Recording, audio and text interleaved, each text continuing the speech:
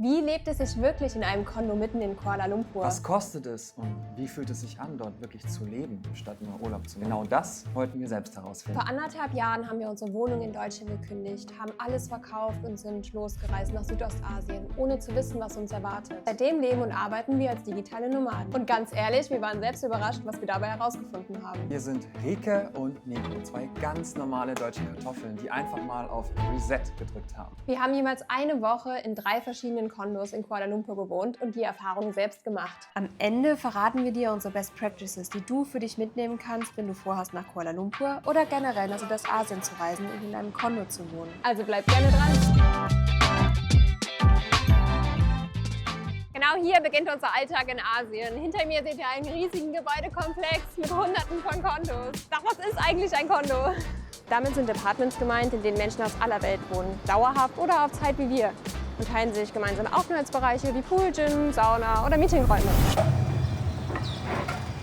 Auf den ersten Blick wirkt es tatsächlich wie ein 5-Sterne-Hotel mit einer riesigen Eingangshalle, oft sogar mit eigener Rezeption, einem Sicherheitsdienst, der alles im Blick behält, und alles ist blitzsauber. Aber wir haben gemerkt, wenn man hier länger wohnt, ist es irgendwie alles sehr anonym. Du begegnest Leuten auf dem Gang, aber kaum jemand grüßt. Allerdings war das in unserer Wohnung in Deutschland auch nicht wirklich anders. Sicherheit wird in diesen Kondos ganz groß geschrieben. Es gibt überall Sicherheitsleute und Security-Checkpoints. Auch im Haus bewegen sich Sicherheitsleute. Ohne Schlüsselkarte funktioniert gar nichts. Für unseren Geschmack schon fast ein bisschen zu viel. Und es gibt auch jede Menge Regeln. Jetzt fahren wir mal hoch. Apropos hoch, lass gerne einen Daumen hoch da. Oh, es ist mega schön. So ein Kondo bekommst du für 30 bis 40 Euro die Nacht. Es gibt wirklich eine Vielzahl an Auswahlmöglichkeiten, die du auf Booking, Airbnb oder Trip finden kannst. In den meisten Fällen sind es 2-Zimmer-Wohnungen, die komplett eingerichtet sind. Durchschnittlich sind die Apartments zwischen 30 und 50 Quadratmeter groß, sauber, mit moderner Ausstattung und oft einer Waschmaschine mit Trocknerfunktion und einer Küche, in der man selbst kochen kann. Uns ist aber aufgefallen, dass es hier große Unterschiede gibt. Auf den Buchungsplattformen sehen die Kondos meistens perfekt aus und du denkst, hier lässt es sich leben. Wir mussten aber feststellen, dass die Realität manchmal anders aussieht. Eines unserer 3 Kondos, die wir getestet haben, war wirklich nur mit dem Nötigsten ausgestattet und eher praktisch und steril eingerichtet, was für einen Kurzaufenthalt vielleicht okay ist, aber nicht für mehrere Wochen. Ganz extrem haben wir das bei der Küche gemerkt. Und in so einem Kondo hat man meistens keine Gewürze. Das heißt, wir haben unser eigenes Salz und Pfeffer, mit dem wir hier würzen können. Man muss immer ein bisschen improvisieren. Ich habe hier einen Teller und als Schere nehme ich unser Taschenmesser.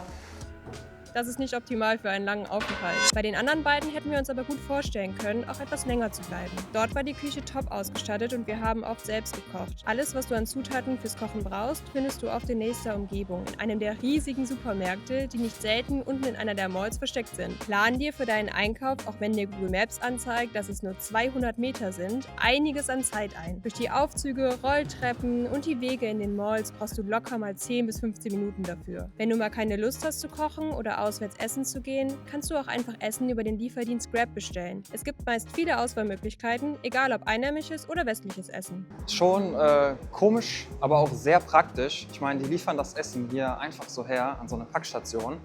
Ja? Man holt sich das dann hier in so einem Päckchen ab. Das ist irgendwie ein bisschen unpersönlich und seltsames Gefühl. Aber das ist in Asien ganz normal und irgendwie auch sehr zeiteffizient und kostensparend. Das ganze Konzept dieser Kondos wirkt auf den ersten Blick perfekt organisiert, weil alles auf einem Fleck ist. Aber in Wirklichkeit ist es manchmal mehr Schein als Sein. Viele dieser Aufenthaltsbereiche im Gebäude sind nur auf Anfrage oder nach Reservierung nutzbar. Die Sauna ist strikt nach Geschlechtern getrennt und selbst für den Pool muss man sich häufig bei der Security in eine Liste eintragen. Klar, alles hat hier seine Ordnung, aber für unseren Geschmack ist es manchmal zu streng geregelt. Was hingegen wirklich cool ist, hier kannst du konzentriert arbeiten und das Internet ist häufig stabiler als in so manchen deutschen Büros. Und man hat einen fantastischen Ausblick. Trotzdem sind Kondos unserer Meinung nach eine coole Möglichkeit, um für ein paar Tage die Stadt zu erkunden. Aber primär super geeignet, um ein paar Wochen hier zu leben, zu arbeiten und eine Routine aufzubauen. Es kommt wirklich ganz darauf an, was du möchtest und worauf du Wert legst. Was wir gerne früher gewusst hätten bezüglich Unterkunftsauswahl und Buchung, das verraten wir dir jetzt. Okay. Wenn dir das Video bis hierhin gefallen hat, dann gib uns gerne ein Like und abonniere uns. Unterstütze unseren Kanal und erhältst weiterhin Einblicke in das Leben und Reisen vor Ort. Wenn du täglich dabei sein willst, dann findest du uns unter anderem auf Instagram. Was wir aus der Zeit in den Kondos gelernt haben und dir gerne mitgeben möchten, ist, achte bei den Buchungen unbedingt auf Bewertungen und Dinge, die dir persönlich wichtig sind. Anhaltspunkt geben dir immer die Bewertungen von Deutschen, Auf die Österreichern oder Schweizern. Ist nämlich meistens Verlass. Die sind meistens sehr, sehr Super, kritisch super und sehr kritisch, genau. Und da die ja meistens auch Wert legen auf Dinge, auf die wir Wert legen, gibt es uns immer ein gutes Gefühl und wir können abschätzen, könnten wir uns vorstellen, dort wirklich auch länger zu wohnen. Zweiter Tipp, nutzt unbedingt ein VPN für eure Buchungen. Das ist der Travel-Hack, haben wir letztens erst erkannt. Und zwar macht es so einen Unterschied für Kuala Lumpur, wenn ihr mit einem VPN bucht, der auf Malaysia eingestellt ist. Das sind locker 50, 100, 150, Ja, man 200 kann Euro. deutlich, man für genau das gleiches Apartment, besonders bei Booking ist das so. Bei den anderen Plattformen eher weniger, aber speziell bei Booking ist das super, super relevant, mit einem VPN zu buchen. Wir haben das ein Jahr nicht gemacht und wir wollen gar nicht wissen, wie viel Geld wir dadurch dann zu viel ausgegeben haben und zukünftig machen wir nur noch das. Empfehlung unsererseits, wir haben sehr gute Erfahrungen mit NordVPN gemacht, das verlinken wir euch einmal hier. Ja, checkt das auf jeden Fall mal, wenn ihr eine Unterkunft bucht. Dann ein weiterer Tipp. Buch nicht zu lange auf einmal, sondern schau dir erstmal vor Ort an, ob du dich dort wirklich wohlfühlst. Vielleicht für eine, maximal 2 Wochen. Und es gibt auch ganz oft die Option, vor Ort zu verlängern. In so Kondo-Gebäuden sind richtig, richtig viele Gebäude und häufig kann man da auch nochmal das Apartment wechseln. Die sind meistens sehr ähnlich und von dem her gehst du einfach 1, 2 Stockwerke hoch und hast im Prinzip das Gleiche. Das Gebäude ist das Gleiche, das ist richtig cool. Wenn du nämlich einmal eine Unterkunft hast, die dir nicht gefällt und du hast direkt für 4 Wochen gebucht.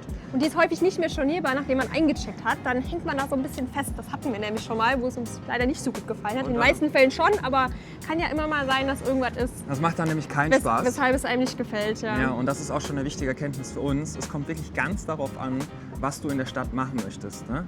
Wenn du so wie wir dort arbeiten möchtest und länger bleiben möchtest, vorankommen möchtest, dann ist wirklich Komfort und Preis wichtiger als die Lage. Darauf haben wir nämlich am Anfang nicht ganz so geachtet. Und Kuala Lumpur ist wirklich riesig. Es hat eine sehr, sehr große Innenstadt. Und wir hatten jetzt 2 Kondos sehr zentral gelegen getestet und ein Kondo war so ein bisschen am Randgebiet, das uns tatsächlich am besten gefallen hat. Das war nämlich generell ruhiger und wir haben festgestellt, wenn wir mal in die Stadt wollen, was ja eh nicht täglich der Fall ist jetzt in unserem Fall, dann die Öffis nehmen oder ein Taxi nehmen, das da ist ist man auch in günstig. 15, 20 Es geht Minuten schnell. an den zentralen Punkten. Rand heißt aber nicht, dass es dort nichts gibt. Da gab es auch alles. Da gab es auch eine Mall. Jede Menge Restaurants, also ja, kann man sich ja auch vorher mal bei Google Maps dann anschauen. Ist halt nur nicht City, Innencity, aber trotzdem gab es alles und ist auch einiges günstiger gewesen.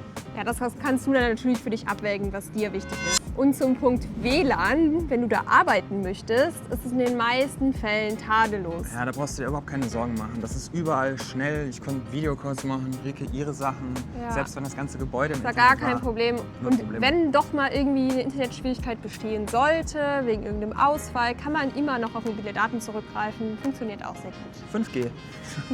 Und solltest du länger bleiben, achte bei der Buchung unbedingt auf der Küchenausstattung und auch beim Check-in ist es wichtig, erst einmal zu überprüfen, ob wirklich alle Alles da ist, relevanten was du Dinge brauchst. da sind. Ja, wir hatten nämlich jetzt einmal den Fall, dass das nicht so war und Nico als Hobbykoch hat sich da ein bisschen aufgeregt. Es war absolute Katastrophe für mich. Richtig was Schönes kredenzen, hat nicht funktioniert. Uns fehlte auch schon mal ein Topf oder eine Pfanne. Wir haben dann einfach den Host gefragt, ob er uns was geben kann. Das hat dann schon ein bisschen geholfen. Die sind Ja. da manchmal auch ganz kulant, aber Wir haben uns aber auch schon mal Tassen kaufen müssen. alles schon erlebt. Achtet einfach drauf. Ja, achtet am besten vorher drauf und spätestens direkt beim Einchecken. Und was wir dir als letzten Punkt noch wirklich empfehlen können, ist Grab Unlimited. Verlinken wir dir einmal hier. Genau, das kostet 1 Euro, 1,50 Euro, je nach Währung.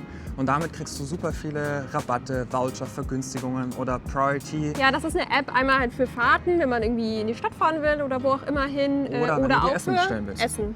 Ja. Haben Das können wir sehr, wirklich empfehlen. Bei sehr gute Kleinvieh, Erfahrungen mitgemacht. Kleinvieh macht am Ende natürlich auch Mist.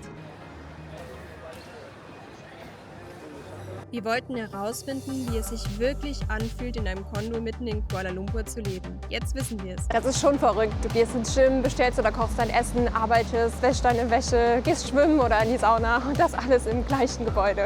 Der Alltag zwischen Luxusregeln und Routinen ist super unkompliziert und definitiv geeignet, um hier auch länger zu wohnen. Wenn du mit dem Gedanken spielst, für eine Weile nach Kuala Lumpur zu reisen, sei es zum Arbeiten oder einfach zum Leben, dann ist ein Kondo eine ziemlich gute Möglichkeit dafür. Ich glaube, du wirst es aushalten, oder? Ja.